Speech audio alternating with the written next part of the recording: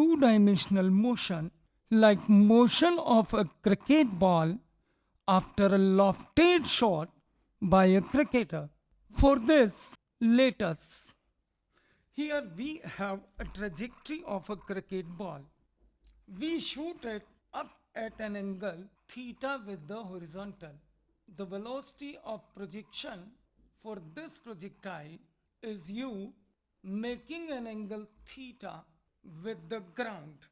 To study what happens here with time, we are taking a xy coordinate system like a reference frame, such that x is along horizontal and y is along vertical. Here we have chosen this point to be origin.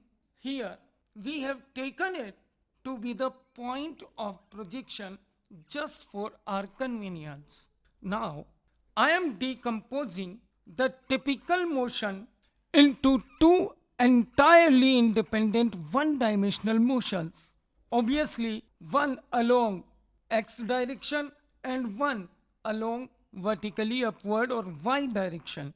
If we take the projections of its motion along these two mutually perpendicular x and y directions, then what we get? We can easily say that if we talk about initial velocity of projection for this cricket ball, then it will be u cos theta along x direction, or we can say horizontal, and along y direction we can easily write velocity of projection to be u sine theta. If we talk about the acceleration, so on decomposing this typical motion into two entirely independent one-dimensional motions, the known elements about this cricket ball, like velocity of projection in x direction it is u cos theta, and y direction it becomes u sine theta. Acceleration along x direction is 0. Here only one acceleration is there, which is due to gravity of the earth.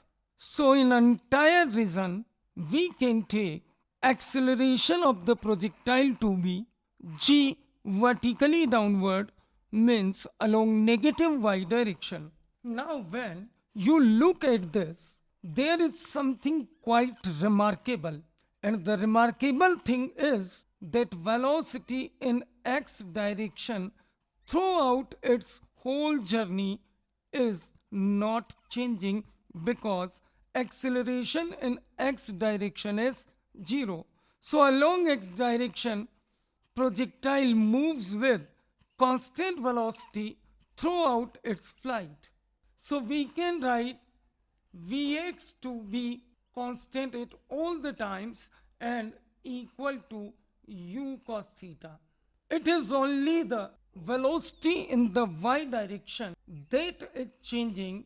Here we can see that any one of x and y directions does not even know what is going on with the other one.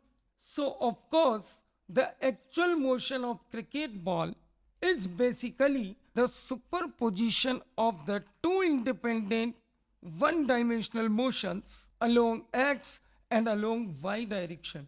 Now we will proceed with some specific mathematical calculations related to this projectile, in which we will find the unknown elements of its motion, like what is the displacement at any time t, what is the height up to which it rises in air, and how far from the point of projection it lands. So students, I am going to discuss this projectile motion in very simple manner.